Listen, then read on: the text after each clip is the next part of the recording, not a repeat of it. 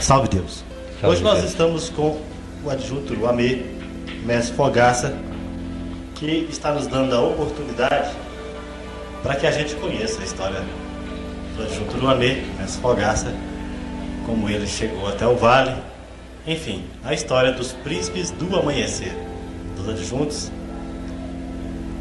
que hoje estão aqui a nos contar essa história. Salve Deus, mestre Fogaça. Salve Deus. A pergunta que a gente tem sempre feito primeiro a todos é clássica. Como foi que o senhor chegou Minha ao chegada amanhecer? aqui é uma história até interessante, porque eu já tinha ouvido falar do Vale do Amanhecer através de um colega que trabalhava comigo, ainda trabalha até hoje, e comecei até a folhear um pouco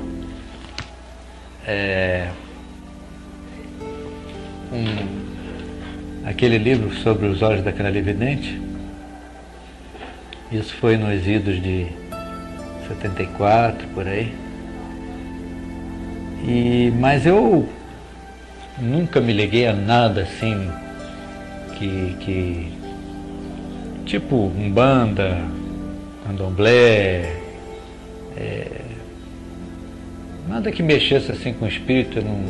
Não que eu não acreditasse, mas eu não me ligava realmente. Eu tinha uma concepção para mim, uma religião muito própria, muito minha, apesar de ter estudado em colégio de padre, mas eu não podia admitir que um padre, um homem igual a mim, pudesse me confessar. Eu nunca... Esse princípio eu tinha dentro de mim, que todos nós éramos iguais e tal. Então era muito difícil eu acreditar em alguma coisa que não fosse realmente palpável assim. Mas um dia lá trabalhando, minha ex-mulher telefonou e disse que a gente tinha que ir ao Vale do Amanhecer. Eu digo, Deus me livre, eu não vou. Nesses lugares eu não vou. Disse, não, porque a avó Aparecida chegou aqui, a avó dela era do Paraná. Chegou aqui em Brasília e quer conhecer o Vale do Amanhecer, a gente tem que levar ela lá e tal. Aí eu digo, não, de jeito nenhum. Nessa época eu tinha um carro-manguia. Um carro pequeno, propriamente para 2 pessoas. E se eu tivesse que realmente trazer essa senhora ao Vale do Amanhecer,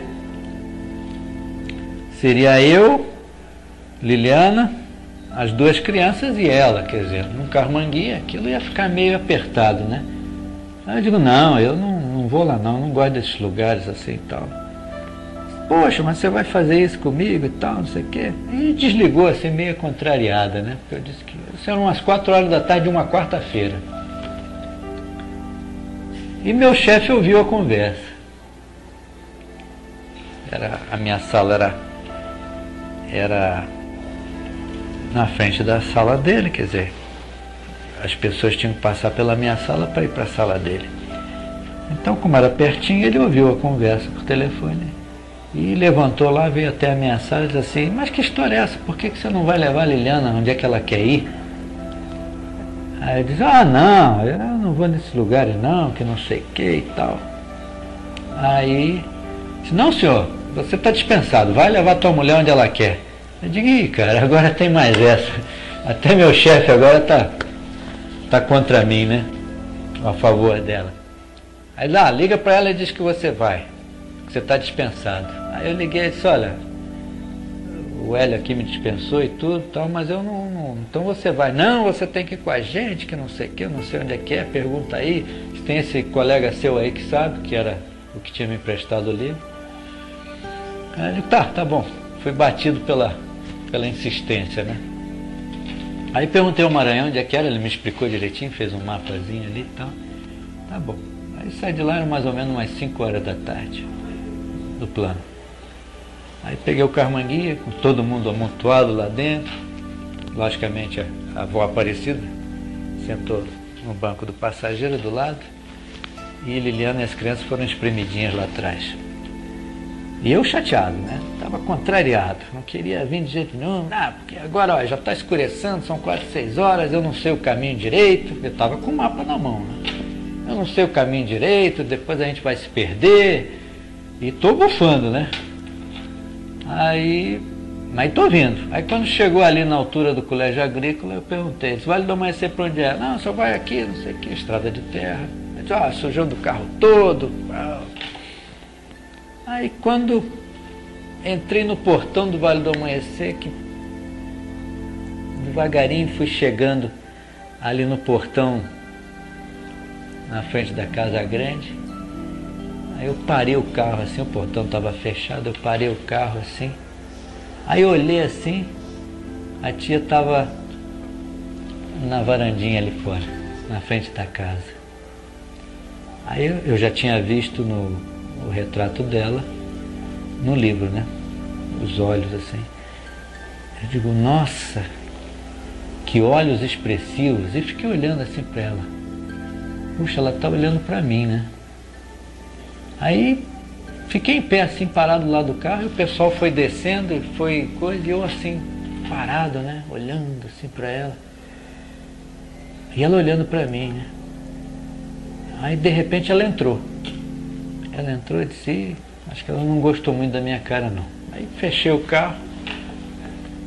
Aí comecei a andar em direção ao templo, né, que ainda estava em construção. Aí de repente uma mão me pegou pelo braço assim e disse assim, o senhor me acompanha, por favor. Aí eu vi que era uma mulher.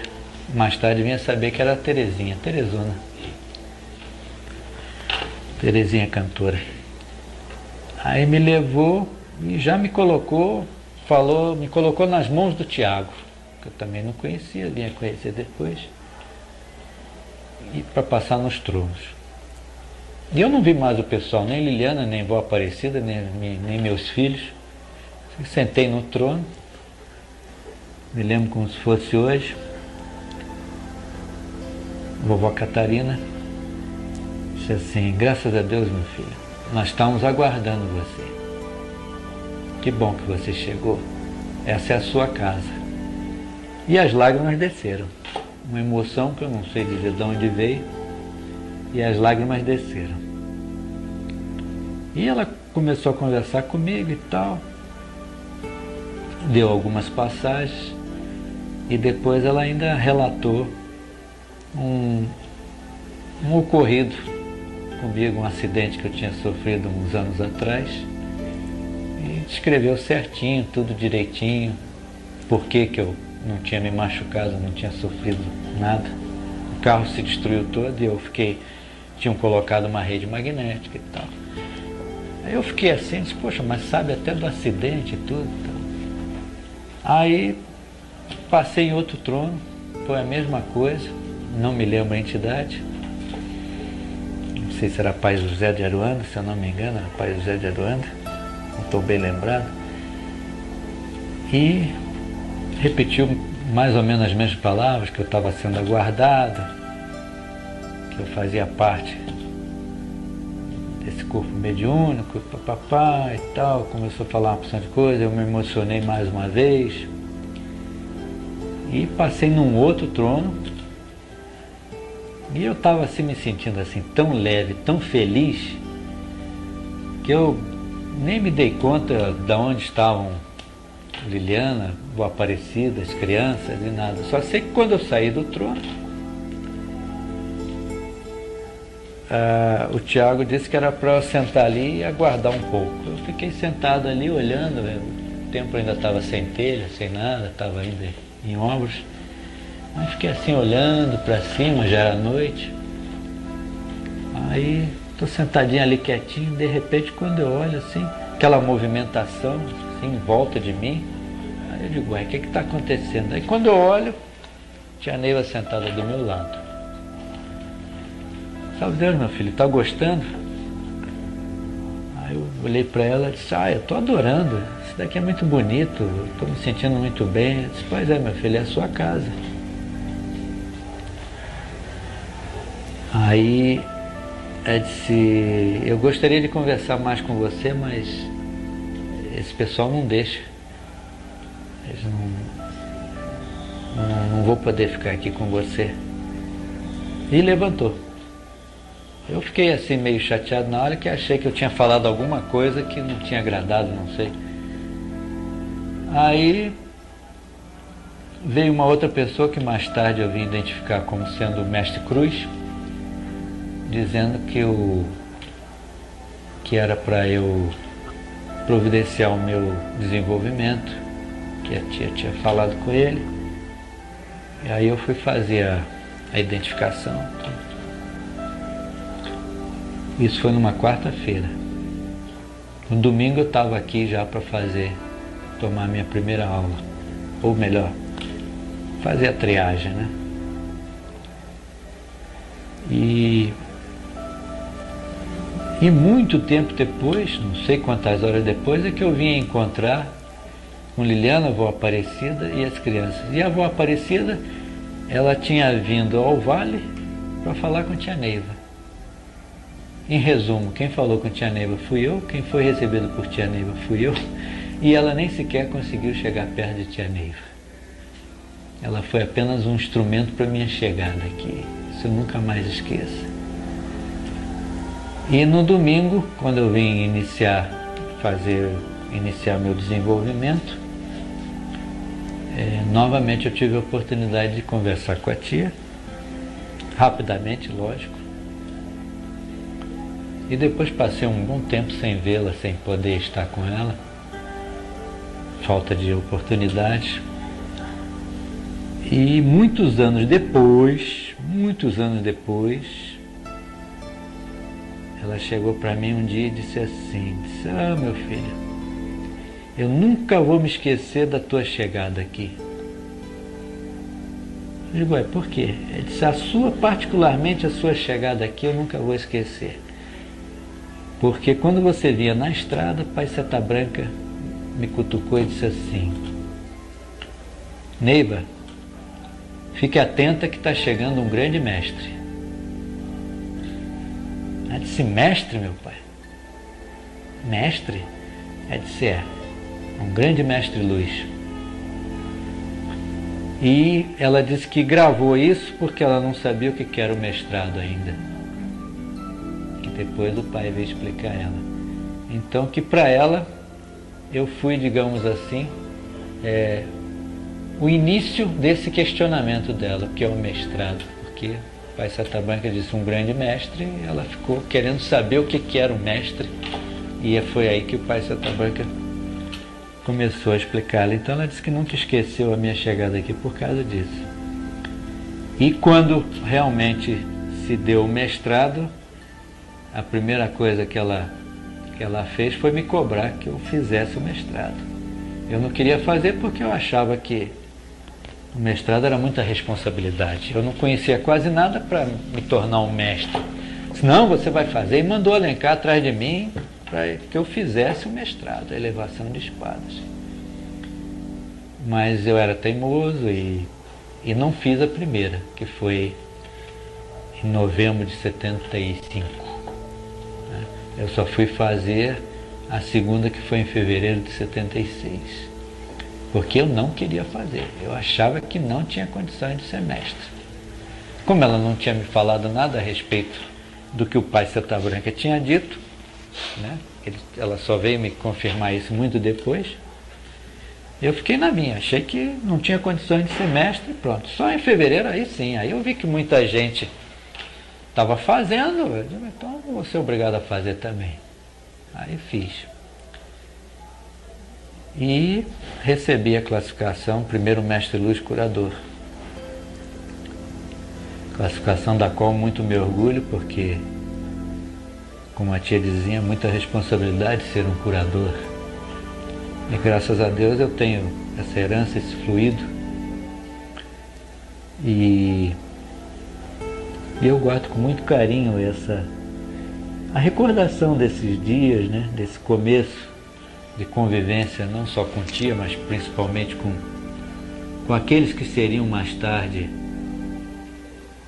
meus companheiros de jornada, os adjuntos, os arcanos, porque eu fiz parte da primeira turma de Centúria, da qual eles também fizeram parte, Pedro Isídio, Alberto, Caldeira, Mário Quioche, Veronildo.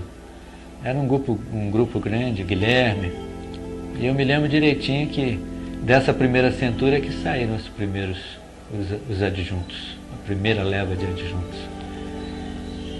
Isso tudo é gostoso da gente recordar, porque a gente volta no tempo, né?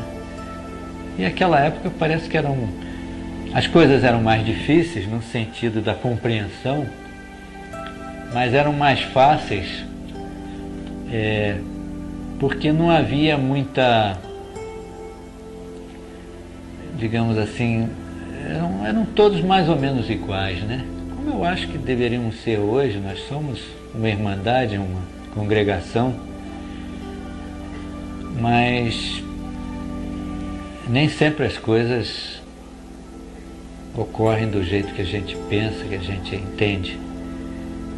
E de uma certa forma eu guardo muita saudade dessa época, porque a gente era mais unido, a gente buscava mais a compreensão, os conhecimentos, e com isso eu acho que a gente era mais humilde. Talvez exista um pouquinho de vaidade em nós hoje por sermos isso, aquilo, uma classificação a mais, e eu gostava mais daquele tempo, particularmente, porque eu sentia que nós éramos mais iguais. Muita coisa aconteceu depois do mestrado, como eu disse, a centúria, a própria consagração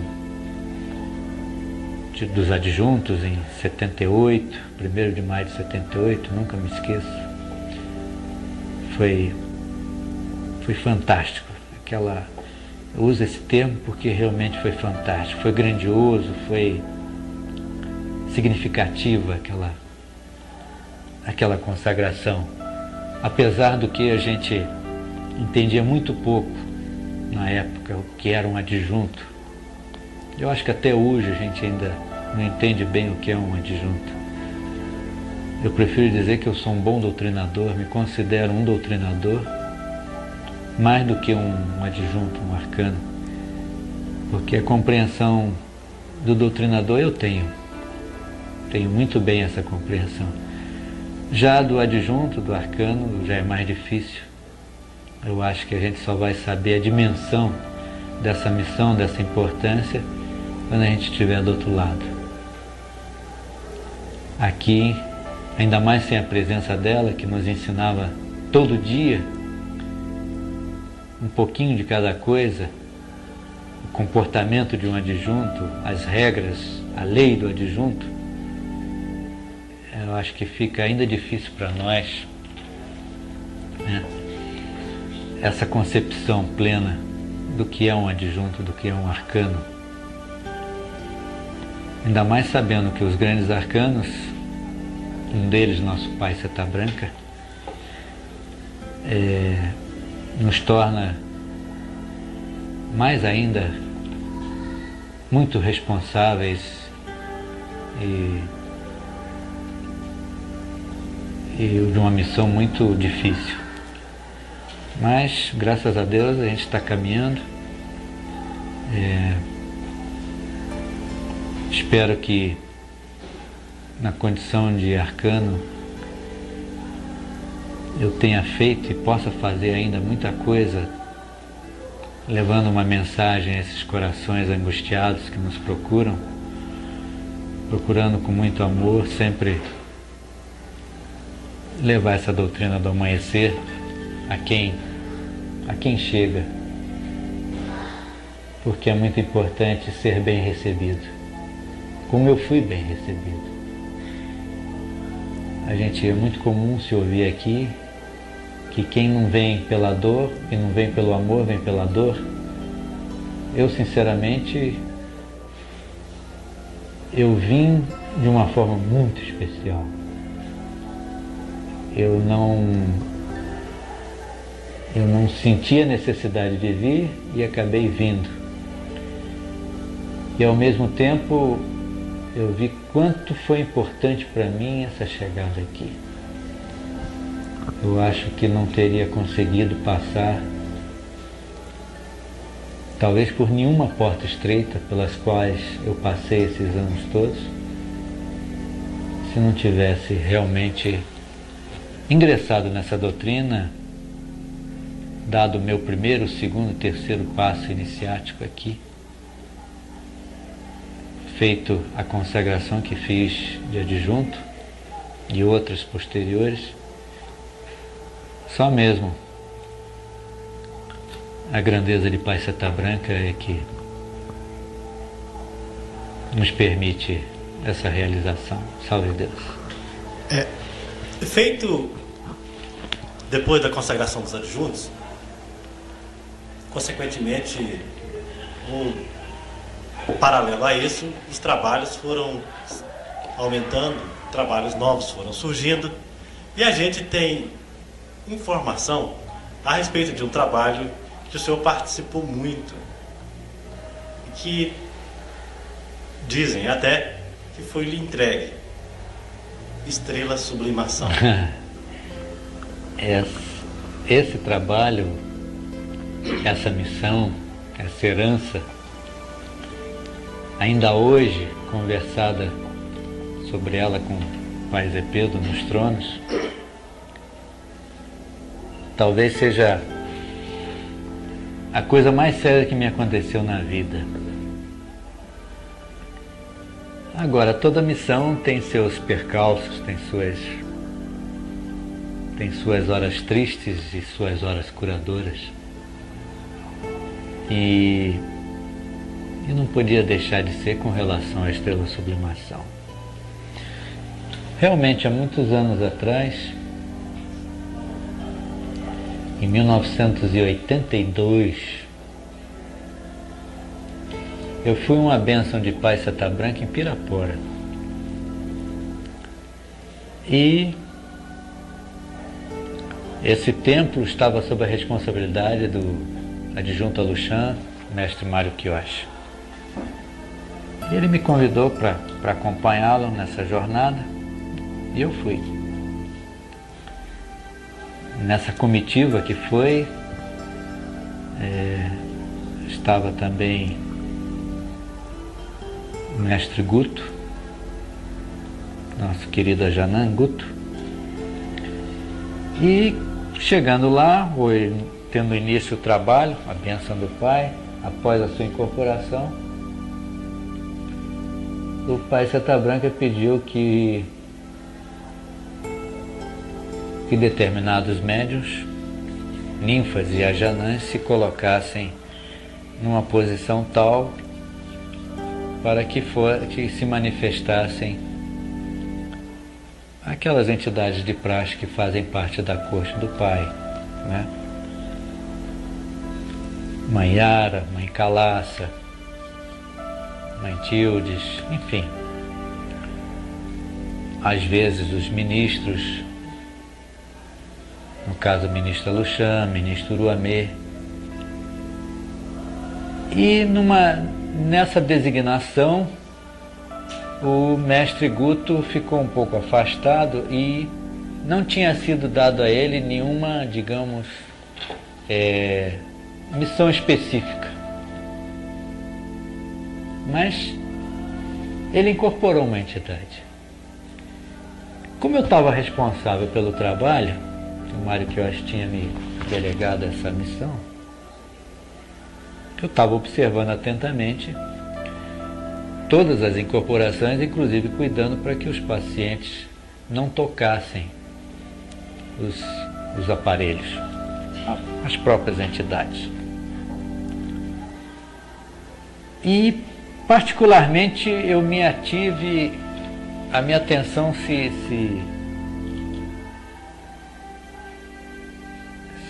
postou mais com relação ao mestre Guto, que eu sentia que era uma entidade diferente daquelas das quais a gente estava acostumado a ver manifestado na bênção do Pai.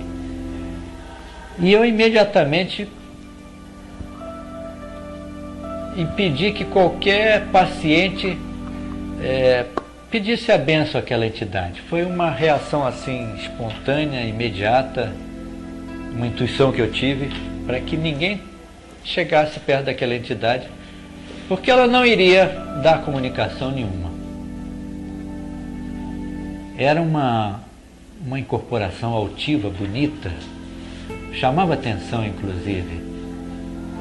A gente sentia, o mestre Guto parecia que tinha mais de 2 metros de altura, assim, uma postura solene, bonita. Realmente aquilo me chamou a atenção e eu fiquei olhando durante alguns minutos para aquela manifestação e aquela vontade de ir lá para saber quem era. Mas fui deixando, mas sempre prestando atenção na bênção, no trabalho, mas vira e mexe meus olhos se voltavam para aquela entidade e eu tinha colocado um 7º raio ali de honra e guarda para que ninguém chegasse perto daquela entidade. Eu mesmo não sabia por que eu tinha feito aquilo. E uma determinada hora lá eu não me contive. Estava mais calmo, já tinham passado muitos pacientes, a bênção estava transcorrendo normal. Aí eu me dirigi, me encaminhei em direção àquela entidade e saudei. Salve Deus, meu mestre. Eu disse, salve Deus, meu irmão. Aquilo para mim foi uma recepção assim bastante emocionante, porque eu digo, meu irmão, quem será? Eu cheguei a pensar que pudesse ser o clero da Lança Azul, o cavaleiro Brasal Verde, mas aguardei, a entidade disse assim, salve Deus, meu irmão, há muito tempo eu estou observando que meu irmão queria falar comigo. Eu disse, realmente, eu estava bastante curioso para saber quem estava presente nesse aparelho. Ele disse assim, salve Deus, meu irmão, Cavaleiro Eganaro, nós vamos trabalhar juntos muitas e muitas vezes. Você vai se lembrar desse dia que esteve aqui comigo, nesse trabalho que nós iremos realizar muitas vezes. E nisso ele se despediu e imediatamente desincorporou. Eu deduzi que a chegada dele ali tinha sido exatamente para dar essa mensagem, porque foi a única vez que ele se manifestou, ele falou alguma coisa, e exatamente para mim que estava em perfeita sintonia com ele. E eu guardei, Cavaleiro Eganaro. Isso foi em 82, 81 para 82. Quando foi em 82, já nos meados de 82, a tia fez lá em cima, na Estrela Candente, um trabalho especial, uma convocação especial numa quinta-feira à noite. Essa convocação foi feita por rádio, através do João Marques, e eu fui alertado, através de telefonemas e tudo, de que haveria um trabalho na quinta-feira à noite, na Estrela Candente. E eu vim. Chegando aqui, estava com minha indumentária, minha capa, aguardando o começo do trabalho. Quando a tia me chamou e disse, meu filho, você vai se posicionar no projetor do Mestre Lua. E as posições serão invertidas. Os doutrinadores ficarão no lugar das ninfas, a Lua, no lugar do Lua, e o Lua ficará no lugar do doutrinador, ocupando os esquifes. Eu digo, vai ser um trabalho diferente. E eu não entendi por que eu tinha sido determinado para o projetor do Mestre Lua. E fui com minha ninfa para o projetor do Mestre Lua. O trabalho foi feito. Me lembro das ninfas Lua deitadas nos esquifes. Foi um trabalho totalmente diferente, foi uma inversão de forças. Não foi dada explicação nenhuma, acabou o trabalho, graças a Deus, tal. Fomos para casa. Passado alguns dias, a tia começou a falar na Estrela Sublimação.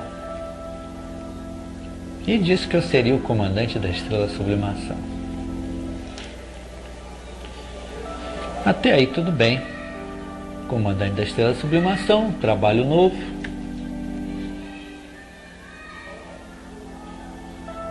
E eu comecei, aí ela pediu que nós fizéssemos a lei. Aí, quase que diariamente, toda noite eu saía do trabalho, passava em casa, fazia um lanche rápido e vinha para cá para escrever a lei da Estrela Sublimação. Quando começamos a escrever a lei da Estrela Sublimação, foi feito o mapa dos projetores, projetor do Cavaleiro Eganaro. Aí eu comecei a entender aquela incorporação em Pirapora. E, consequentemente, também comecei a entender, pelas explicações da própria lei, que para que houvesse o confronto dos oráculos de Olorum e Obatalá, seria necessário a inversão das forças para que o Ajanã, com o qual eu iria trabalhar, os projetores, pudessem ter a força de comando. Então começou a clarear a coisa, começou a se tornar compreensível todo esse processo pelo qual eu estava passando e que era a própria Estrela Sublimação. Então, o Ajanã precisava ter trocado a força com o doutrinador na Estrela Candente, que iria dar suporte à Estrela Sublimação. São trabalhos distintos, mas um depende do outro, assim como o Turigano, que forma o tripé da corrente deste amanhecer. São os 3 trabalhos que não podem ser feitos no mesmo horário, porque eles que dão sustentação a toda a nossa corrente. Então, para que o Ajanã pudesse se manifestar a sua lei naquele projetor, ele teria que ser um comandante. E para isso era necessário também que ele fizesse o comando da Estrela Candente através da Estrela Aspirante aos domingos. Vocês devem estar lembrados que os Ajanãs começaram a ser escalados para comandar a Estrela Aspirante. É isso?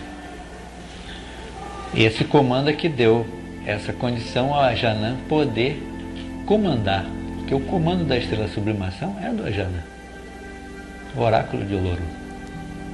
É o confronto. No momento que nós, adjuntos arcanos, estamos exercendo o comando desses projetores, representando Tumuxi, Reino Central, Araquém e Sumanã, os Ajanãs, posicionados à nossa frente, cruzam as forças conosco. Na hora que nós emitimos, a força de Obatalá, vocês omitem na força de Olorum. E assim aquele vai e vem de forças, aquele entrelaçado. Mas para isso vocês têm que estar preparados. Exemplo disso, foi uma vez um mestre que ele gostava muito de participar da Estrela Sublimação. Toda vez que ele participava, ele não conseguia fazer sua emissão e o seu canto. Ele sempre interrompia, quase que incorporava. Aí um dia eu tinha muito acesso à ninfa Sol, que trabalhava sempre com ele. E eu disse, eu vou conversar com ela, deve estar acontecendo alguma coisa. Antes que eu falasse com ela, ela veio a mim e disse assim, poxa, Fogaça, eu não entendo porque fulano não consegue fazer emissão direito, ele vibra muito e quase que incorpora e acaba interrompendo o trabalho e tal. Ele disse, olha, não se preocupe, você só vai me dizer uma coisa. Alguma vez ele já participou da estrela aspirante? Ela disse, não. Eu digo, então você vai fazer o seguinte, vai dar um jeitinho dele comandar, fala com o Guto lá, ele comandar a estrela aspirante. Aí você vai ver que vai melhorar. Passaram-se assim uns 15 dias mais ou menos. Aí ela veio falar comigo, olha, ele mandou a semana passada e tal, não sei o quê. E ele ia participar nesse dia do trabalho na Estrela Sublimação, que estava sob o meu comando. Fez um trabalho perfeito. Não teve uma balançada, uma manifestação, foi preciso, do começo ao fim, tranquilo. Quer dizer, então, realmente comprovou-se que teria que haver o exercício de um comando da parte do Ajanã para que ele pudesse sentir o impacto, segurar o impacto daquele confronto abençoado. E assim a gente vem fazendo, A lei foi bastante difícil, exigiu bastante sacrifício da minha parte, porque era toda noite. E depois aconteceram algumas coisas que tiveram que temporariamente me afastar da Estrela Sublimação, e por isso não ficou, digamos assim, aquela efetivação, aquele comando, aquela responsabilidade, mas eu tenho até hoje, é uma herança minha, e eu, dentro do possível, todo o trabalho estou presente, estarei presente, se Deus quiser, porque foi uma missão que me foi confiada. Não necessariamente eu ter que comandar, não é isso. Mas a minha presença é importante. Eu sei que sinto isso. E estarei sempre lá. Salve Deus. E a parte espiritual da Estrela Sublimação? Olha, história, o problema é o seguinte, a Estrela Sublimação, o trabalho não foi completado. Eu me lembro que na época que eu tive que me afastar, a tia parou com a lei e, consequentemente, não vieram as novidades e as explicações devidas. Ela simplesmente disse para mim que o trabalho era muito mais longo do que ele é agora. A lei ia além do que nós temos hoje. Inclusive eu tenho uma parte dessa lei em casa. Mas eu não consegui, depois que a tia se foi, eu não consegui convencer os trinos de que era necessário incluir essa parte. Eles acham que não. Eu sei que é uma responsabilidade minha. Eu falei, expliquei, disse, olha, eu tenho lá, trouxe, mostrei, tudo anotadinho, bonitinho, mas não me foi permitido incluir na lei. Então, a lei que nós temos é essa aí. E, como eu disse, consequentemente também parou muita coisa com relação às explicações nos planos espirituais. O que eu posso dizer é o seguinte: esse trabalho é o último trabalho que nós recebemos. E, por conseguinte, é uma última esperança, digamos assim, para a humanidade. Porque sem a presença da clarividente, nada mais nós podemos receber sem a confirmação de uma clarividente, sem a confirmação de nossa mãe. Então esse é o nosso último trabalho realmente de bastante importância na doutrina do amanhecer. Como eu disse, estrela candente, turigana, estrela sublimação. E ele é importante pelo seguinte, porque é um trabalho feito com os arcanos, não arcanos nós, adjuntos arcanos, mas os grandes arcanos, os responsáveis por esse planeta Terra, entre eles nosso Pai Seta Branca. A gente não sabe ali quem é quem,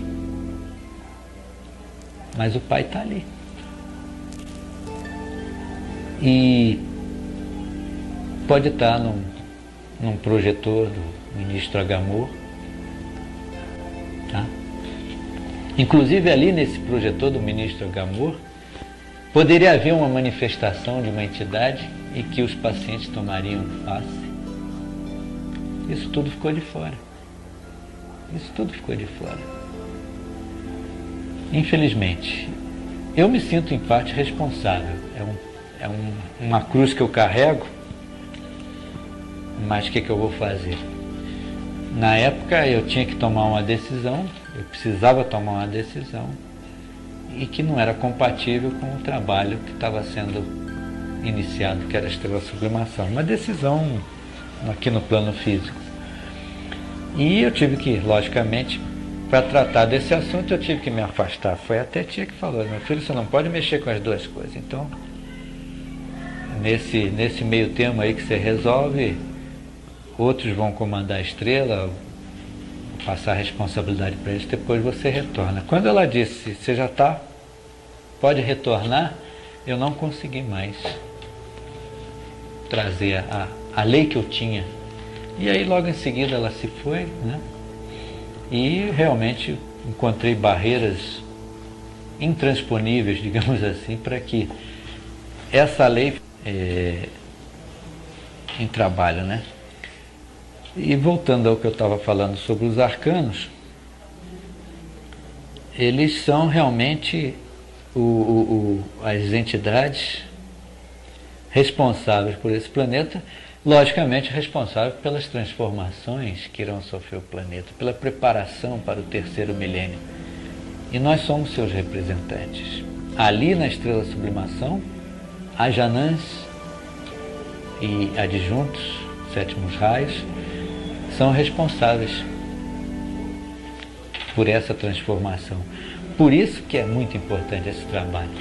Eu acredito até que esse trabalho poderia estar sendo feito com mais precisão e surtindo mais efeito, digamos assim, nos planos espirituais, se tivessem participado dele na época Mestre Tumushi, Mestre Aken, Mestre Sumanã, e inclusive Mestre Guto, um projetor do ministro Eganaro, e juntos tivéssemos feito esse trabalho, inclusive sob o meu comando, aí sim estaria iniciado esse ciclo, mas pelo que eu sei, pelo que me consta, nunca esse grupo participou em conjunto. Participou, ou tinham dois, ou tinha um, mas os três nunca participaram. Então eu acho que aí nós falhamos. Ele está sendo feito, mas faltou, digamos, a condição primária, digamos assim, para que fosse delegado a outros, né, a regência. Isso é o que eu penso. Eu acho que para haver uma regência de Tumushi, a regência de Araken, a regência de Sumanã, teriam que os três juntos ter formado essa força, e aí então passariam para os regentes. E isso não houve. No que me consta, e eu não deixei sequer um dia, uma noite, um sábado, um domingo de presenciar esses trabalhos ali, apesar de numa determinada época estar afastado, mas eu ficava de longe olhando e não via a participação dos três trinos nesse trabalho. E a representação também, uma representação bastante significativa nesse trabalho, é das Ismênias. Elas representam as ninfas da época a época maia, em que na nossa crença que nós cadas eram moças virgens vestidas de branco, com toda a sua pureza, elas eram sacrificadas para que pudesse haver, digamos assim, se pensava que haveria uma espiritualização, né, do povo nesse sentido, pelo sacrifício dessas ninfas, né, tão puras, digamos assim, né, imaculadas. E por isso que a tia dizia na época que as representantes das ismênias tinham que ser moças novas, não casadas e tal, o que não veio a ser colocado em prática posteriormente, né? Então tem essas coisas que saíram um pouquinho da lei, que a gente não sabe porquê, e agora fica difícil consertar, né? Mas o trabalho está sendo feito. Eu acredito que com muito amor por todos que participam, principalmente os ajanãs. Eu, inclusive, isso que eu estou falando aqui e outras coisas que eu gostaria de falar também, eu já tive vontade de falar para os ajanãs, fazer uma reunião e conversar sobre a Estrela Sublimação, sobre tudo que se passou, se passa ali. Em alguns momentos a gente sente um pouquinho ainda de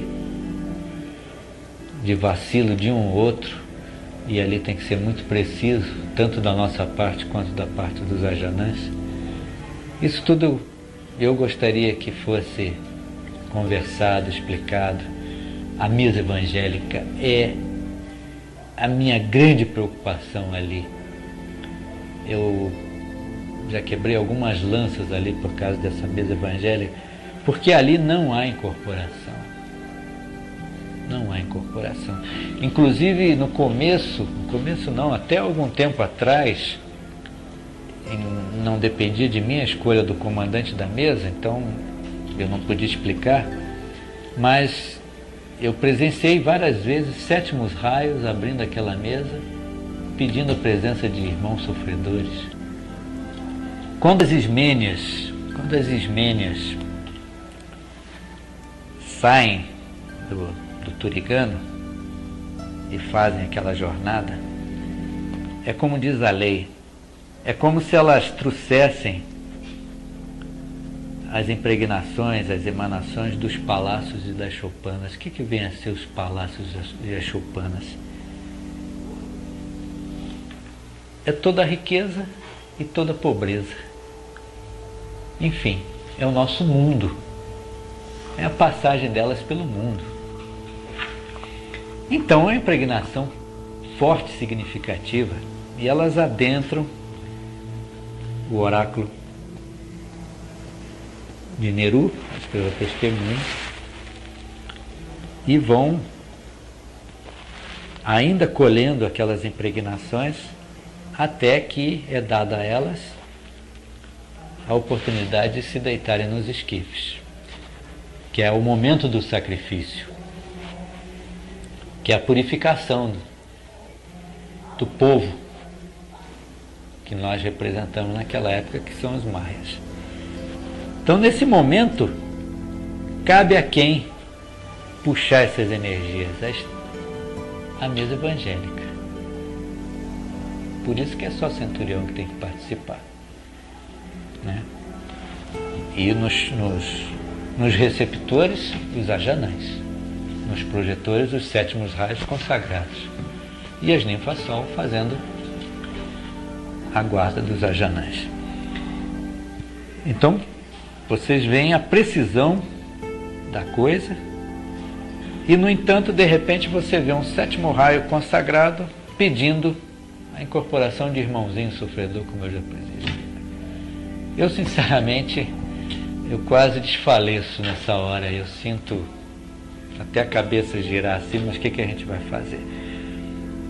Então ali, a energia que os ajanãs manipulam ali, e os ajanãs melhor do que eu sabem disso, tem que ser de uma forma muito precisa, muito contida.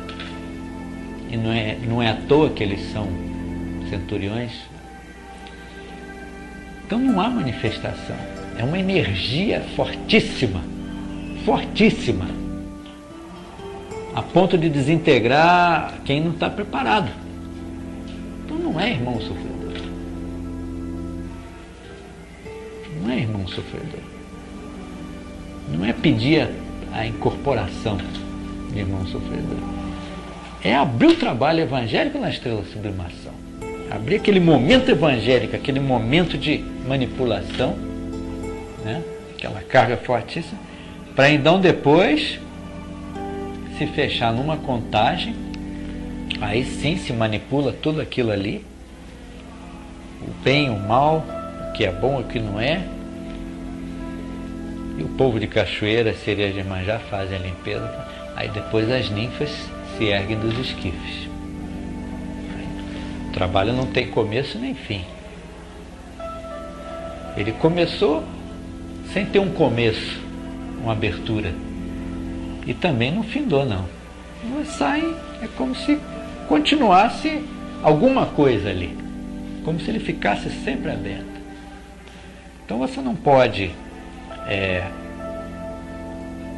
precisar exatamente o que ocorre nesses intervalos de trabalho. A tia me falou, inclusive, uma época que eu teria que vir todo dia para fazer a manutenção. Ela iria me dar uma lei para que eu fizesse a manifestação, a manutenção. Sozinho, eu mesmo, sozinho, faria a manutenção. Mas ficou tudo por aí, porque não deu tempo. Eu, inclusive, me sinto em parte culpado por ter tratado de outros assuntos, quando na verdade poderia, né, ter tratado, digamos assim, com mais, não responsabilidade, que não faltou responsabilidade, mais tempo, né, e colher um pouco mais para responder a sua pergunta sobre toda os reflexos no mundo espiritual, os reflexos na Terra. Quer dizer, deu para sentir o que pode ser feito, né? Pela presença dos arcanos, pela presença das ismênias, pelo trabalho evangélico, pela contagem, tudo isso você já vê a dimensão desse trabalho. É uma coisa muito séria. É uma coisa muito séria. Eu acho até que a gente poderia estar, através desse trabalho, resolvendo muitos problemas da humanidade, mas eu acho que ainda falta uma harmonia, uma sintonia entre nós. Eu me incluo nisso aí também. Salve Deus. Existe, quando o senhor faz a sua emissão, eu que tive a oportunidade de vê-lo fazer o seu canto no templo de Brasilinha, numa bênção de Pai Santa Branca, quando parecia que tinha um silêncio assim, o senhor foi fazendo o seu canto e as pessoas foram viajando no canto, e quando chegou um dado momento, parece que o senhor foi realmente, fez uma pausa do Cavaleiro Azul. Esse Cavaleiro Azul que todos perguntam, quem é esse Cavaleiro Azul? Olha, muito pouco mesmo me foi dito sobre ele. A tia só dizia assim: meu filho, você tem uma grande responsabilidade. Isso realmente foi o que eu ouvi da tia. Agora, pelo fato de eu ser o representante do Cavaleiro da Lança Azul, eu procuro sempre buscar alguma coisa mais, não só a responsabilidade que eu tenho. E tenho as minhas intuições, tenho os meus conceitos sobre ele, e por isso mesmo aumenta mais ainda a minha responsabilidade, e talvez por isso o canto para mim seja realmente um momento mágico, um momento divino, porque esse canto, na verdade, é uma conversa que eu tenho com o Cavaleiro da Lança Azul e com o Pai Santa Branca, que é o grande arcano. 2 vezes no canto eu faço referência a Pai Santa Branca. Na hora que eu digo ao meu pai Seta Branca, velho contemporâneo, né? E quando eu digo também ao abençoado arcano, que a tia me disse que nesse momento é como se eu estivesse falando com o pai Seta Branca. Então, eu vejo o Cavaleiro da Lança Azul como uma grande responsabilidade, porque ele, na verdade, ele é um momento de amor e de cura.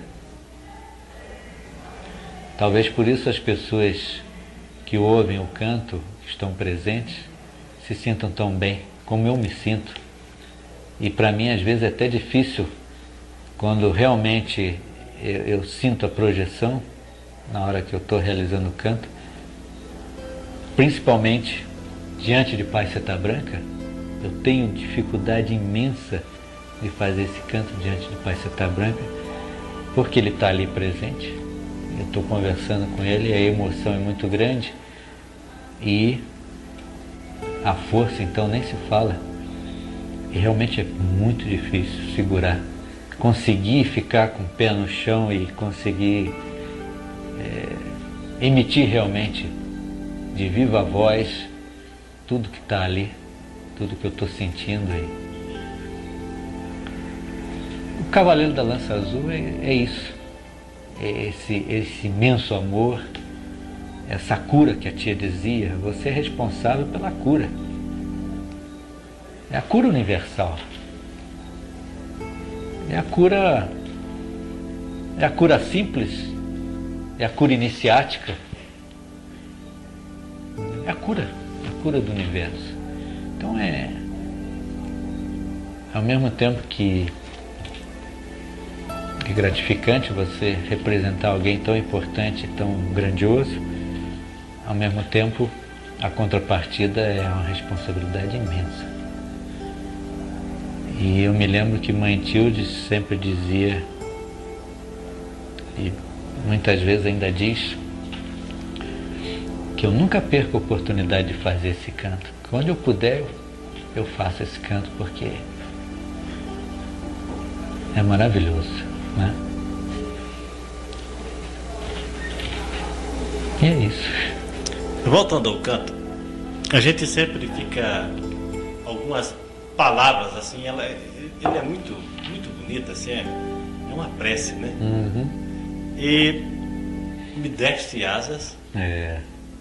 E percorrerei este universo. Outra parte muito bonita e muito expressiva já foi Ramsés. Então você poderia, porque na verdade a gente sabe, a gente ou deduz que o canto é a história do mestre.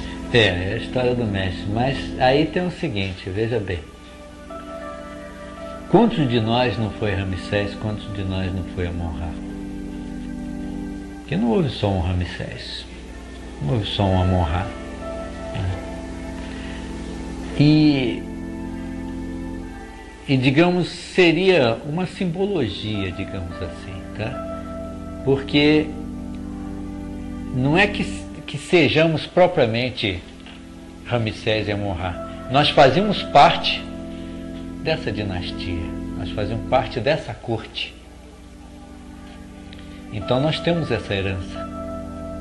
Não necessariamente precisamos ou teremos sido Ramsés ou Amon-Ra, mas nós fizemos parte dessa corte.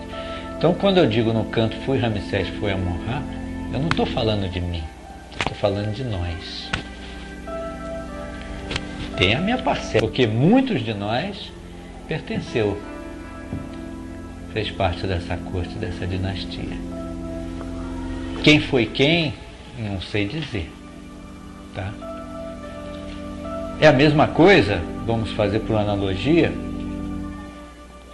que futuramente, daqui a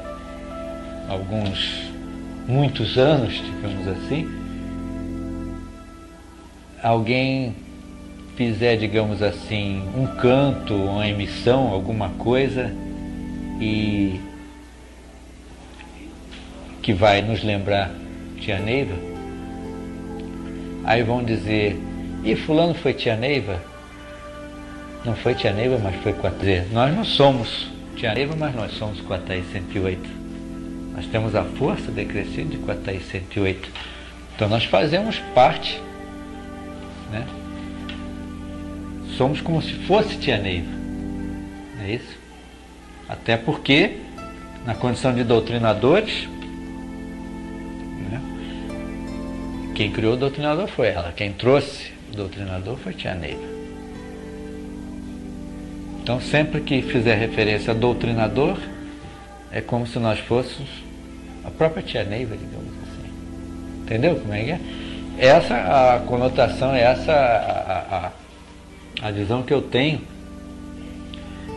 dessa parte do canto, que eu falo em Ramsés, em Amon-Ra, em Nefertiti, voltei à minha origem Jaguar, somos nós. Somos nós. Eu, particularmente, numa parte, e todos nós juntos em outras partes, entendeu? Então não vamos levar a coisa também para esse lado, que só eu que fui Ramsés para Amon-Ra, não. Aí seria muito para mim. Seria demasiado para mim. Eu acho que talvez nem tivesse mais aqui, né? Com tanta herança assim, nossa.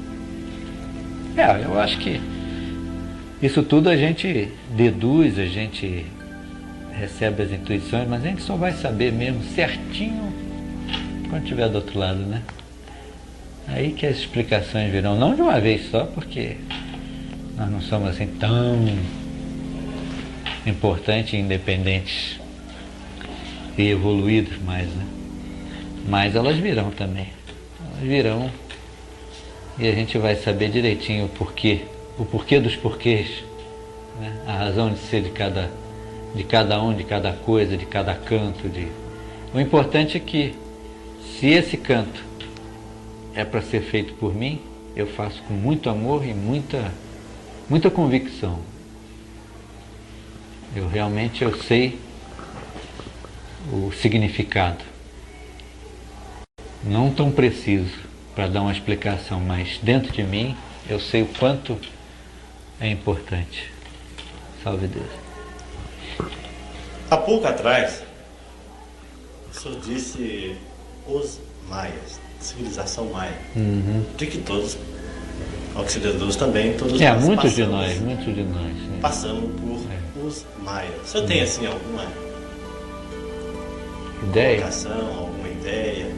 Embora a gente tenha aquelas duas cartas, os maias de Catan e a Terra dos Homens Pássaros, que falam sobre essa civilização. Eu acho que aí dá tudo. Não, mais do que isso não teria, não. Mais do que isso não teria, não. Realmente, o que tem ali é o que foi escrito naquelas cartas da tia. Particularmente a mim não foi dito nada mais. Eu só sei que a espiritualidade me cobra não só a presença na estrela sublimação, como também nos quadrantes, que também é a nossa parte maia, nossa herança maia. Avenida dos Mortos. Então, você vê que cada um, por exemplo, nem todos foram maias, né? Mas se entrelaçam, digamos assim, maias, se entrelaçam aqueles que fizeram parte do que diz respeito ao Turigano, né? A presença de Leônidas na Terra, seus guerreiros, enfim, a espiritualização desse povo,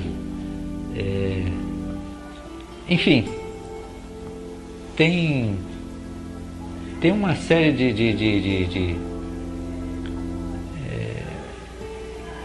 de pequenas heranças que formam esse todo aí. Então um grupo fez mais um pouquinho, participou mais aqui, o outro mais ali, entendeu como é que é? Então a gente cita os maias, mas por outro lado você trabalha também com as heranças de Ramsés, de Amon-Ra, de Nefertiti, de Pítia, traz Esparta, Atenas, Grécia, enfim, tem, nossa, atrás até o angelical, né? Então, cada um, digamos assim, ou grupos que seja, que nós sempre fomos uma tribo, um grupo, né? Então, alguns mais proeminentes em determinadas épocas, né?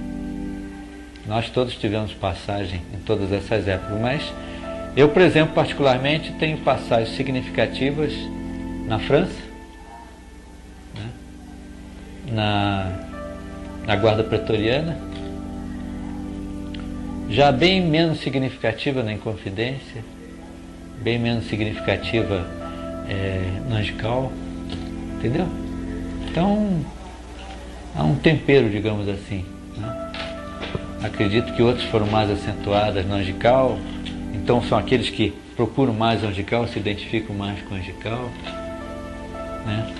É como eu disse, eu me identifico com a sublimação. Por quê? Porque talvez não por eu ter sido um maia, digamos, proeminente, mas sim vivido a corte de Ramsés. Talvez. Entendeu como é que é? Mas os maias fazem parte daquele trabalho. Porque ele ali é um oráculo, né? Você está trabalhando com os arcanos, os grandes arcanos, que são, talvez cada um deles seja responsável por uma época dessa. E ali eles estão reunidos. Então você tem que falar em Maia, você tem que falar em Ramsés, tem que falar em Amon-Ra, você tem que tratar das correntes negativas, né? Então, é muito bem feito, né? A coisa é muito séria, muito bem feita, mas a gente realmente tem pouco conhecimento. Eu acho que isso fazia parte até da filosofia da tia, porque se ela explicasse muito, de repente você deixava de lado. O interessante é você fazer o trabalho, ter uma concepção sobre esse trabalho, que você mesmo forma, porque aí aquela vibração é maior. É a tua própria convicção. Eu acho que essa é a filosofia da tia. Por isso que você vê que determinados médios, eles se destacam mais em determinados trabalhos. Entendeu? Por causa exatamente disso. Porque se fosse explicado a ele, não, meu filho, você é evangélico, o teu negócio é mesa evangélica, ele ia discriminar os outros trabalhos, digamos assim, ele ia abandonar os outros trabalhos, ia fazer só mesa. Ele mesmo ia cansar, porque aquela manipulação não seria suficiente para ele. Então, o que é dito para ele? Muito pouco sobre mesa, muito pouco sobre isso, sobre aquilo, para ele formar uma concepção, um conceito, e ali ele bota a sua própria vibração e faz um pouco de tudo bem, com amor, com vibração. Que aqui, como dizia o canto do nosso mestre Alberto, né? As forças se propagam e são transmitidas pela vibração. São aplicadas e transmitidas pela vibração. Isso eu não esqueço. A tia, eu me lembro uma vez que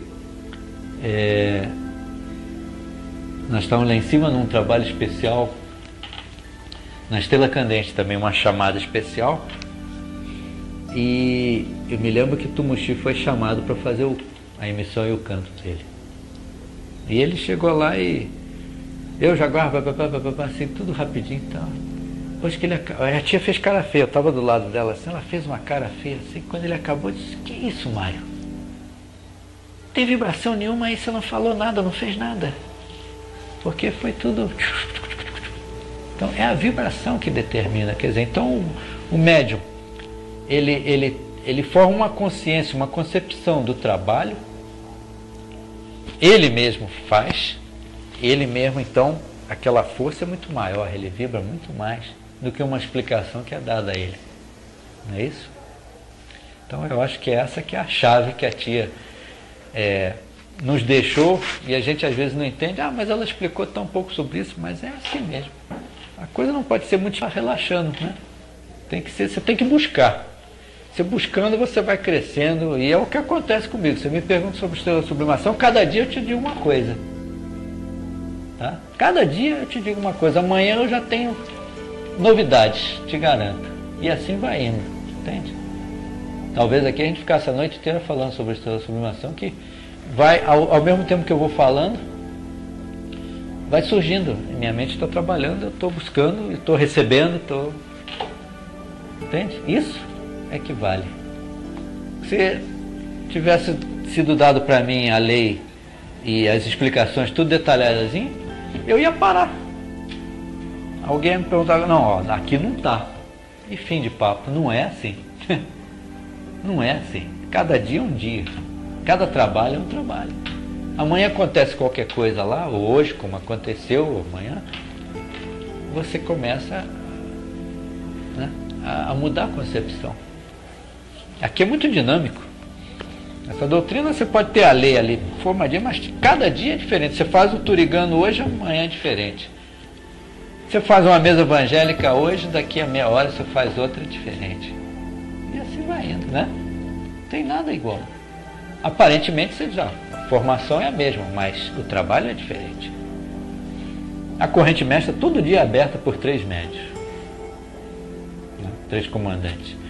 Todo dia é diferente. Um dia ela é maior, outro dia é menor, um dia ela oscila mais, outro dia desce mais. Pela lei você já, mas tinha que ser igual, mas não é.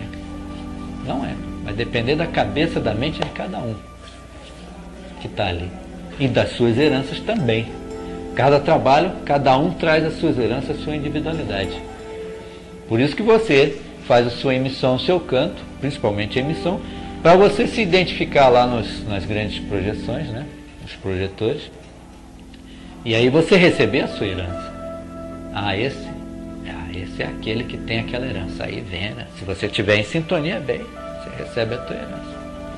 Que é diferente, a minha é diferente da sua, dele e tal, e assim, né? E nós somos uma tribo. E não, só vamos realizar as coisas juntos. Ninguém vai ser melhor do que ninguém. Ninguém vai ser mais destacado do que ninguém. Não adianta correr que daqui a pouco vai parar, tem que esperar todo mundo, né? Salve Deus. Um momento com a tia Neila. Isso tem muitos. Isso é a coisa que eu... isso escolher um é difícil. Não, tem um sim, tem um muito engraçado. Engraçado não. Engraçado e significativo. Ela uma vez pediu o Guto para ligar para mim. Coisa rara, né? Quando o Guto disse, tia quer falar com você, eu fiquei preocupadíssimo, né? Eu digo, meu Deus do céu, o que será? Aí, isso foi... Não, ele disse assim, ele ligou para mim num final de tarde, não me lembro o dia. Ele disse, olha, a tia quer falar com você amanhã de manhã. Eu digo, poxa, mas eu trabalho. Ele disse, não, o negócio é urgente. Eu digo, tá bom. Aí eu digo, né? E vim pra cá cedo. Cheguei aqui, ela ainda estava dormindo. Aí esperei ela acordar, ela acordou. Aquele negócio, conversa um pouquinho ali, conversa lá. Eu deixei para ver quando é que ela ia começar. E toda hora chega um, toda hora chega outro e tal, e conversa, e não sei o que, tia isso, tia aquilo. E eu tô lá. Chegou a hora do almoço, nada. Eu tô lá. Aí, eu digo, acho que de tarde vai acalmar. Era um dia de semana, né? Eu digo, de tarde vai acalmar isso aí. E uma coisa ou outra, daqui a pouco ela disse assim, que eu preciso mexer na arrumação dessa, aqui do 108 aqui, preciso dar uma ajeitada aqui. Você me ajuda, meu filho? Eu digo, ajuda, é comigo mesmo, a arrumação é comigo mesmo. E ela começou a rir. Eu digo, por quê? Não está acreditando em mim? Não, ela disse, não, meu filho. Não. Mas não falou nada. Aí eu digo, aí o Guto estava lá, né? Aí eu digo, não, olha, a senhora devia botar a mesa ali, que não sei o que e tal, pau. Ela foi lá para fora, sentar na cadeirinha lá na varanda. Aí eu mandei brasa, né? Comecei a mexer na sala e bota a mesa para cá. O Guto, me ajuda aqui, empurra de cá, empurra de lá. Não, porque se a pessoa vier aqui, a senhora está aqui mais escondida, não fica de frente, não sei o que e tal. E tô ajeitando, né? E isso passou a tarde inteira. Eu tô lá arrumando, tá? Aí daqui a pouco ela veio, já está pronta? Aí eu digo, já está pronto, pode vir. Ela sentou na mesa assim, disse, disse, "Cê, meu filho, mas não é nada disso não." Eu digo, ué, por que? Não tá bom? Ela disse, não, meu ponto de força não é aqui não. Aí eu digo, ih, danou-se tudo agora. E aí, onde é que é? Ela disse, é onde estava mesmo. Aí eu digo, então vou botar tudo para estacar, tudo onde estava. Ela disse, meu filho, tem que ser daquele jeito mesmo. Aí eu digo, pô, e eu caprichei tudo, arrumei os armários direitinho, as coisas, tudo arrumadinho, tudo certinho, né? Na minha concepção. Para fora de novo eu arrumo de cá e tal, mas olha, alguma coisa tem que ser mudada aqui. Aí ela sentou na mesa, não, agora tá bom. Não, mas aquilo ali, meu filho, quer dizer, bota isso aqui porque tal, aquilo ali. Aí acabou voltando tudo para aquele lugarzinho onde estava. Tudo bem, eu tô lá. Aí fomos jantar e ela nada de falar comigo. Aí fomos jantar e tal, acabou de jantar e coisa tal. Aí quando foi lá pelas 11 horas da noite, já estava tudo calmo, assim, tranquilo. Eu digo, bom, tia, ela falou que pediu para vir aqui, queria falar comigo. Foi, meu filho? Foi, o Guto ligou e tal. Ah, não, meu filho, não é nada não, tá tudo bem e tal. Te agradeço aí pela arrumação e tudo. Tá tudo bem, meu filho, vai dar tudo certo. Eu digo, vai dar tudo certo o quê? Ela disse, não, enquanto você estava aqui, eu estava fazendo um trabalhinho para você. Aquilo que você quer vai sair. E não deu outra, no dia seguinte aconteceu o que eu queria. Agora você vê, né? Passei o dia inteiro, mexi com uma opção de coisa, enquanto isso ela está ali manipulando, mexendo e coisa. Não precisou falar comigo, né? Se despediu assim com ela e a coisa já tinha sido feita ali, né? Então foi muito engraçado porque foi divertido, na hora da arrumação da sala foi muito divertido, ela ria, dizia, mas isso aqui mas você tá pondo minhas coisas ali, eu digo, mas aqui é melhor, e discutia com ela, mas foi gozar demais, meu Deus do céu, o Guto ria também, só eu mexendo, né? Parecia o dono da verdade ali, tudo, e não era nada daquilo, e ela deixou numa boa, ria, brincou. Foi bom demais esse dia, nunca vou me esquecer, realmente. E outras vezes também que a gente conversava e contava piada, depois o pai João chegava e dava bronca, né? E a gente ria pra burro, eu contava cada madrugada dentro contando piada. Você conhece aquela que não sei o quê? Aí de repente o pai João chegou e cortou o barato. Aí silenciamos e ó, cada um foi pra casa. Ai, meu Deus do céu. Era realmente fora de série, viu? Conviver com ela era fora de série. Era muito, muito bom. E o engraçado, eu quando encontrava com a tia, eu nunca colocava como clarividente, como com a Thaí, eu botava como mãe mesmo. Eu chegava assim bem, cadê minha fofinha e tal, e beijo pra cá e tal. Apertava, abraçava, era muito gostoso. Não tinha cerimônia assim não, sabe que era ela mesmo, não sei, eu sinto falta, nossa, como eu sinto falta. Não ia embora, não chegava e não ia embora sem falar com ela, sem dar um cheiro. Às vezes eu estava saindo, ela mandava me chamar, eu ia lá no quarto. Ela, senta aqui meu filho, eu sentava na cama, ficava ali, sem falar nada, quietinho. Aí vai meu filho, pode ir, vai com Deus, tá? Era bom demais. Uma vez que eu saí de madrugada já, quando chegou ali onde é a lagoa ali, né? A estrada era de terra ainda. O carro começou a dançar, eu tinha um Fiat 147, 78 branquinho. O carro começou a fazer assim, ó, e eu não conseguia controlar o carro. Aí eu tava vendo a hora que eu ia dentro da lagoa. Eu digo, salve Deus, meu pai, você tá aqui, tal. Aí, bicho. Aí eu parei, fiz uma prece. Parou aquela sensação. Eu já estava, desde que entrei na estrada, sentindo palpitação, né? Assim, aquela sensação. Isso foi acho que numa quinta-feira. Quando eu vim aqui no sábado, aí, assim que eu entrei na Casa Grande, ele disse, passou um aperto, hein, meu filho? Eu tive que ir lá perto de você, porque o negócio tá feio. Queriam te pegar lá. Bacana, né? Assim, uns troços.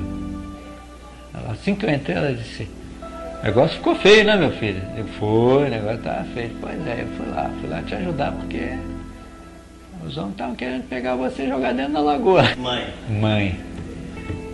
E tia Neiva, hoje? A tia Neiva hoje é muito especial. Tia Neiva é muito especial hoje. Hoje mesmo eu tive sentindo tia Neiva com a Thaís 108. Eu tive a oportunidade de trabalhar nos Tronos com o pai Zé Pedro e eu pude sentir com a Thaís 108 através de pai Zé Pedro. É muito interessante você sentir sem ver, sentir.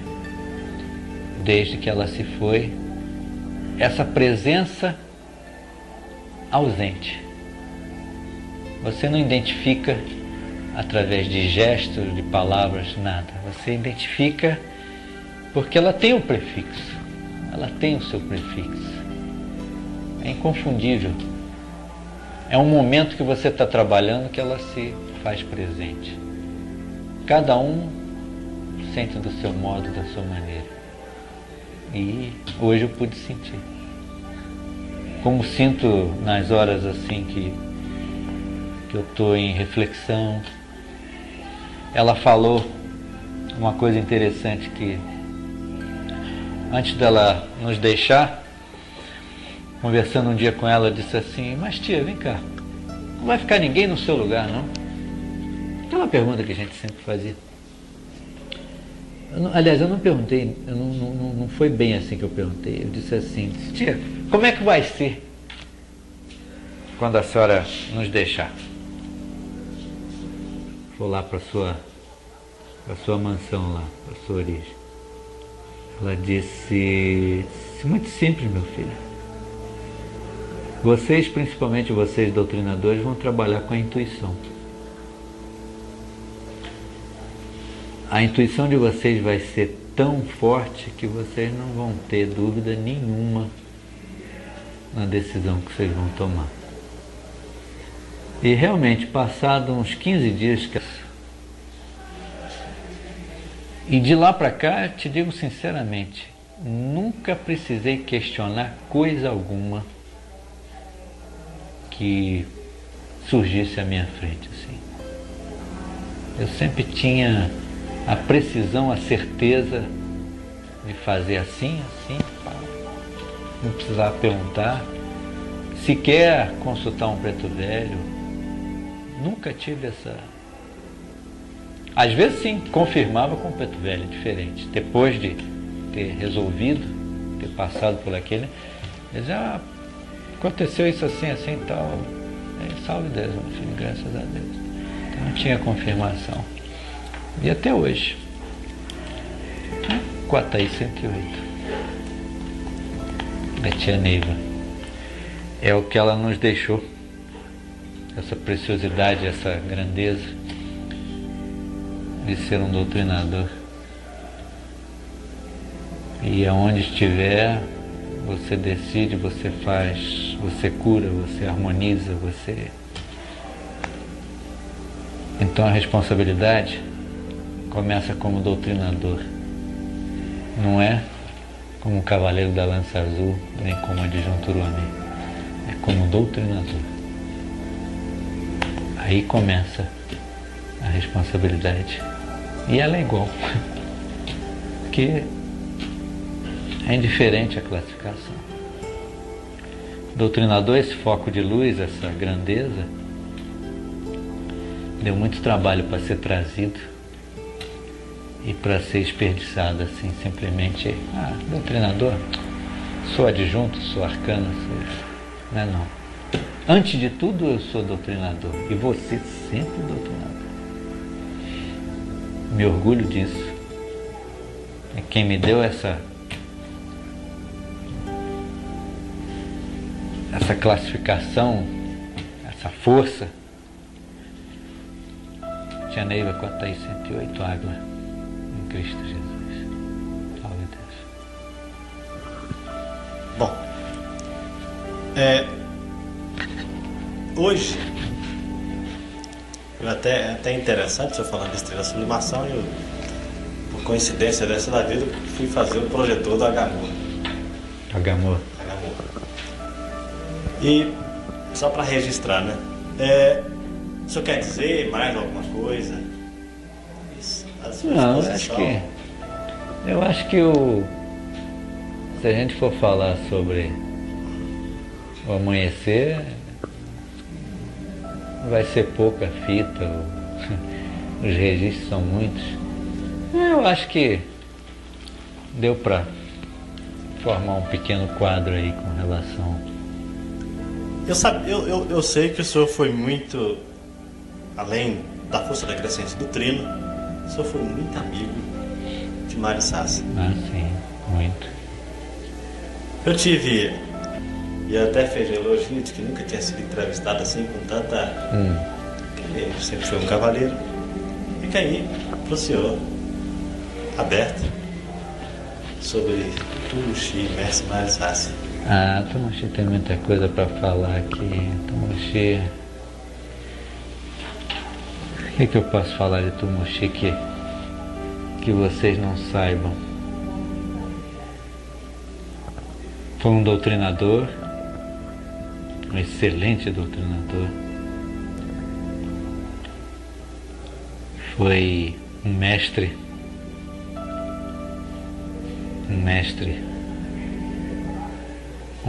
da evangelização.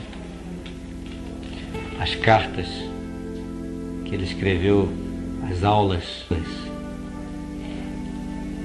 sobre a evangelização de um modo geral, são documentos muito preciosos. Puxa, se você pega uma dessas cartas hoje, inclusive numa delas ele fala sobre esse contexto todo, sobre a estrela sublimação, a formação desse tripé, estrela sublimação, estrela candente, Turigano, com muita propriedade, com muita doutrina, além de doutrinador e mestre, como você disse no começo, na pergunta, um grande amigo, né? Que antes de tudo, antes de doutrinador, de mestre e de Trino Tumuxi, ele foi um homem, né? Ele foi um homem com todas as suas qualidades, suas fraquezas, e eu só posso dizer uma coisa: era muito gostoso conversar com ele. Era muito gostoso conversar com ele. Qualquer coisa, qualquer assunto. Ele dominava qualquer assunto assim com uma facilidade incrível. E uma filosofia de vida assim muito saudável.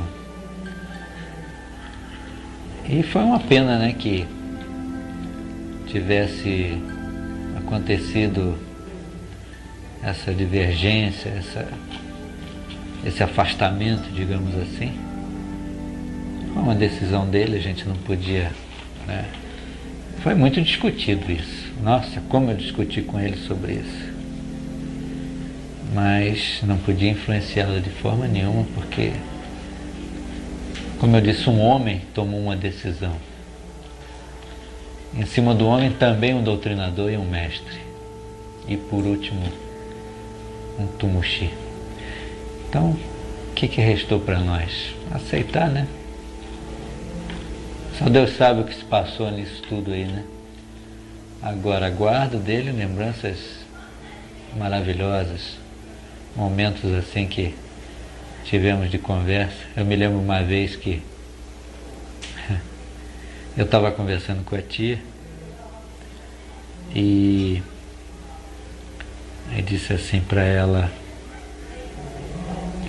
me conta alguma coisa da senhora quando era moça e tal, e a respeito de quando conheceu o Tumuxi. Ela olhou assim para mim: vai lá, conversa com o Mário que ele te conta tudo. Eu digo, ele não vai querer falar esse assunto comigo. Não, vai sim, vai lá que ele vai contar tudo. Eu digo, que eu vou futucar lá ainda. Vai lá. Vai conversar com ele lá, vai lá. Ele estava sozinho na sala dele. Aí eu cheguei lá como quem não quer nada e tal, papapá. Aí comecei a jogar a conversa fora, daqui a pouco puxei o assunto e tal. Mas como é que foi essa história aí com Dona Neiva e tal? E aí ele contou tudo, porque a gente se identificava muito. O Tumuxi era muito sentimental. Ele tinha aquele jeito meio carrancudo, assim, de pouca conversa, quando saía por aí, né? Às vezes meio bravo e tal. Mas ele era muito sentimental, nossa. E a gente se identificava muito nesse campo. Era muito bom conversar com ele. Ele falava, se ele entendia tudo, o que ele falava eu também entendia. Eu sei que nós começamos a conversar, mas fomos quase que o dia inteiro ele falando da vida dele, como é que foi, como é que conheceu a tia, aquela coisa toda. Nossa, mas detalhadamente, assim, foi espetacular. Eu acho que pouca gente sabe ouvir o que eu ouvi. Mas foi muito bom. E contou alguns dos seus segredos, que eu guardo até hoje. É isso aí, o Tumuxi. Tenho saudade, muita saudade dele. Eu, inclusive, depois que a tia se foi, toda vez que eu chegava no vale, eu ia até a casa dele, ficava lá um pouquinho, conversava com ele, depois ia trabalhar, depois voltava. Toda vez trocava de roupa lá. E aí foi criando aquela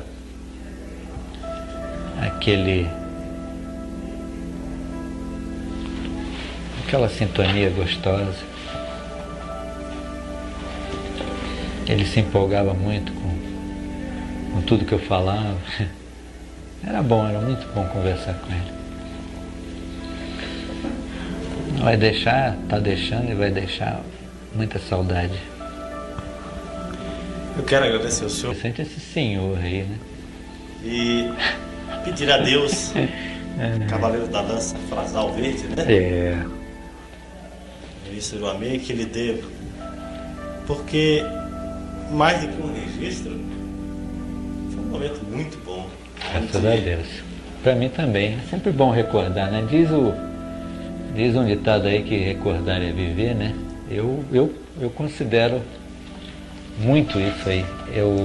Toda vez que tenho a oportunidade de recordar alguma coisa, eu vivo.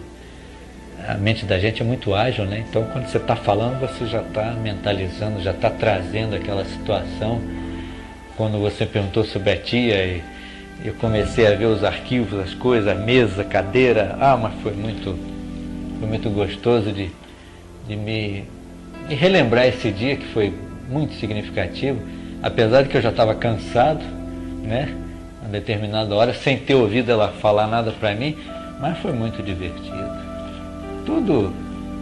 Tudo que ocorreu aqui desde o momento que eu cheguei, como eu relatei para você, que eu parei o meu carrinho e que desci do carro, não esqueço esse momento, e todos eles de lá para cá estão bem vivos na minha memória. Se fosse possível, ficaria aqui a noite inteira. Tem milhões de passagens com a tia, assim, boas, todas elas boas. Teve uma discussão com relação à estrela sublimação, que eu fiquei bravo. Coisas assim que nunca tinha ficado bravo. Ela riu na minha cara porque eu fiquei bravo. Senta aí, fica calmo. E eu, porque não sei o quê. Então tem, muita coisa, né? 21 anos, né? 21 anos é uma vida, né? Muita gente não consegue viver esse tempo, né? Eu e o Vicente, nós estamos aqui ouvindo, né, Vicente? O que a gente sente, que você passa para nós, é que um filho fala de uma mãe. Mais do que a experiência do doutrinador. Mas, já que o doutrinador, você colocou sempre o doutrinador acima de tudo, mas o filho está falando mais alto do que o doutrinador. Fala. Sabe por quê? Porque você não pode separar uma coisa da outra. Na verdade, o doutrinador, você vive o tempo todo, né? O tempo todo você vive o doutrinador. Onde você estiver, você vive o doutrinador. Principalmente quando você coloca o seu uniforme, faz a sua preparação. Então é, digamos assim, um momento natural seu a partir do momento em que você foi ingressado na corrente como doutrinador. Agora a mãe é muito especial, né? Porque a mãe, além dela ser a mãe do doutrinador, ela foi, digamos, a mãe que eu não tive. Porque eu nunca conversei com minha mãe coisas que eu conversei com ela. Eu nunca ouvi da minha mãe coisas que eu ouvi dela. Não que minha mãe não fosse uma mãe espetacular, como foi, mas uma questão talvez de afinidade. Não sei, no passado, a tia nunca me falou nada sobre o meu passado com relação a ela, onde é que nós nos cruzamos, mas o meu carinho por ela era muito especial. Eu era muito dengoso com ela. Então, gostava de chegar mesmo, abraçar, beijar, comprava as coisinhas que ela gostava. Me lembro uma vez que eu comprei uma lanterninha pequenininha assim. Eu digo, olha, quando a senhora de noite precisar de alguma coisa, acende essa lanterninha. E ela adorou essa lanterninha, ficou anos com ela. Aí um dia sumiu essa lanterninha, ela ficou doida, aí eu comprei outra. Aí eu depois comprei para ela um canivetezinho assim, suíço, bonitinho. Ela chamava de cavetinho. Vira e mexe, cadê meu cavetinho? Estou sem meu cavetinho. Cadê meu cavetinho que o Luiz me deu? Cadê meu cavetinho? Então essas coisas, sabe assim, só você mesmo, eu no caso, para registrar e por isso que talvez você esteja sentindo mais o fato, né, de eu enaltecer mais o lado mãe. E como eu falei aqui antes, eu nunca procurei a tia para fazer uma consulta. Chegasse, tia, precisou. Foi tudo sempre muito natural. Se ela tivesse que dizer alguma coisa, ela dizia. Eu também não perguntava assim, com insistência. Perguntava sobre a doutrina. Mãe, e aquilo lá? Ela às vezes mexia muito comigo, dizia assim, ah, vai caçar serviço, você está sabendo disso aí? Eu digo, não sei não. Está sabendo, vai caçar serviço. Quer dizer, ela sabia que eu já sabia a resposta. Eu perguntava para ter certeza, mas ela sabia. Então ela realmente não desperdiçava o tempo dela desnecessariamente, entendeu? E o tempo que eu vivi com ela realmente não foi para fazer muita pergunta, não, foi para conviver. Aquele convívio gostoso, chegar, pegar o chap-chap, né? Mexer com ela e tal, ver ela deitar, ver ela acordar, né? Então, aquele cheirinho, sei lá, isso daí é...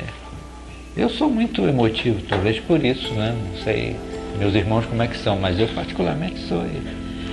Então, cresceu muito essa parte entre nós, né? Que é protegido, mas pô, eu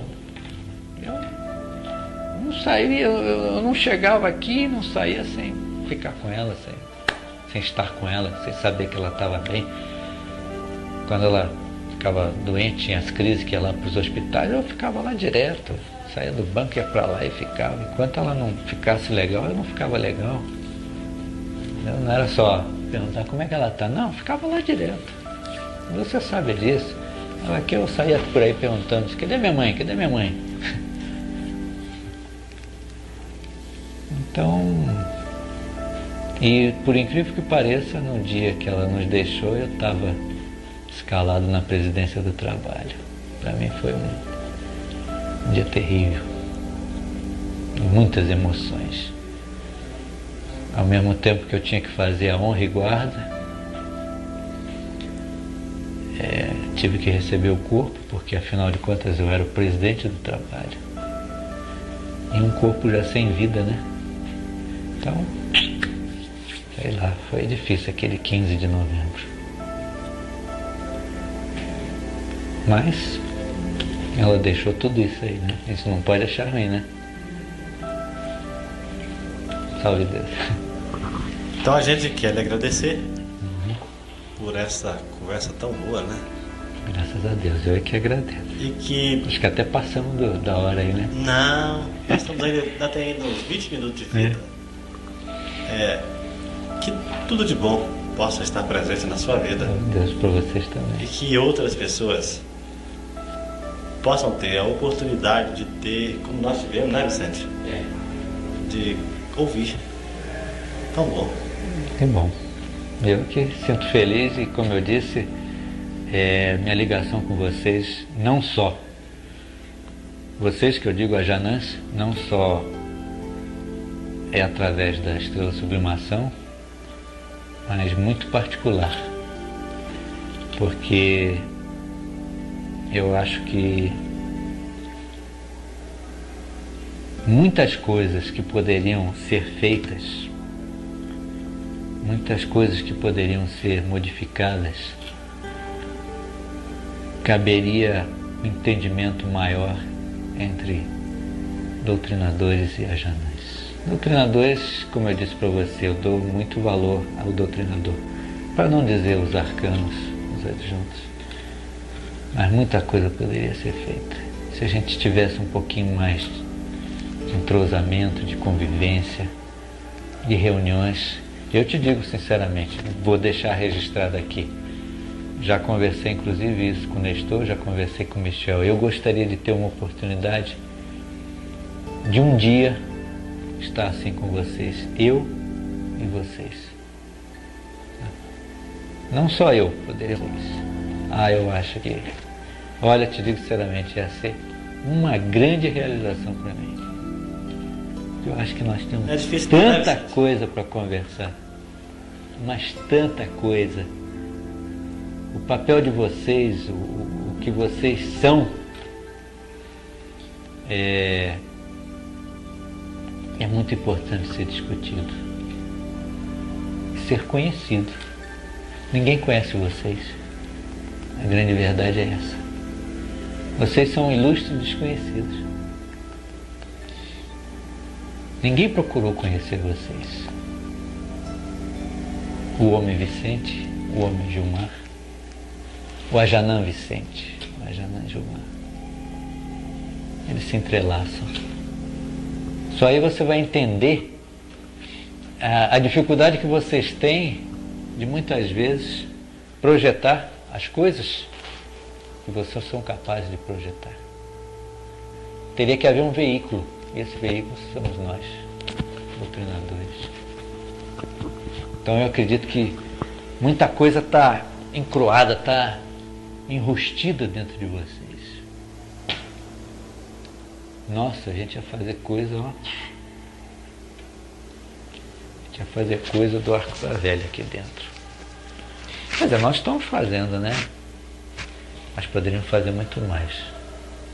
Essa preocupação eu tenho com relação a vocês, sempre tive.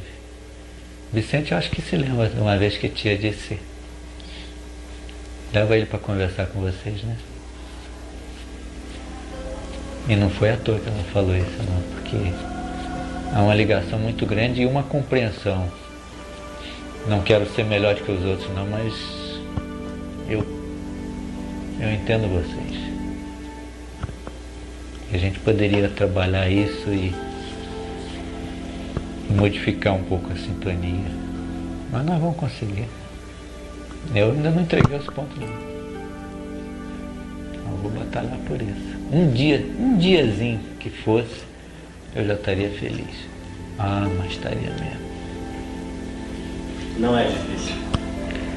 Tá sendo, mas não depende de mim. E também acredito que não depende de vocês. Mas a gente tem que obedecer a ordem, né? Hierarquia, e aí já fica mais complicado, né? Aí são as leis da Terra. Mas nós vamos conseguir. Se Deus quiser, eu vou ter essa oportunidade. Já pensou uma sala cheia, os ajanenses? Meu Deus, eu não quero nem pensar. Já me dá até tremedeira. Bom, mestre Luiz Fogaça, que Jesus lhe pague. Deus lhe pague também. Boa sorte para vocês.